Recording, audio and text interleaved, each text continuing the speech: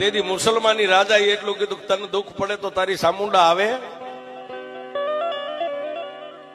તેથી હાથિયા ખાંભલે એટલું કીધું મહારાજ એ તો ખરે ખબર્યું પડે સામુંડા આવે કે ન આવે. અને તેથી મુસલમાની રાજાના મોઢામાંથી હુકમ છૂટી ગયો કે જાવ આને ફાંસીના માસડે સડાવી દો.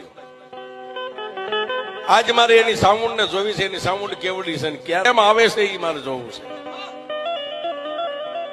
જાવ જાવ આને ફાંસીના માસડે સડાવી દો. અને સાહેબ 5 મોડીએ બાંધ્યો તો એમ નામ સિપાહીઓએ ઢહડીને ઉપાડ્યો. પણ ડગલે સામુંડા પગલે સામુંડા, ડગલે સામુંડા પગલે સામુંડા. અને ફાંસીના માસડે સાહેબ આમ લટકાડવાની તૈયારી, ગાળીઓ આમ ડોકમાં નાખ્યો ને ત્યારે એટલું કીધું કે એ કાળા મોની ધણિયાણી, તારે મને આદિ દેખાડવા હતા ને તો તારે ગીર સુધી તારે મને લાવવો નતો.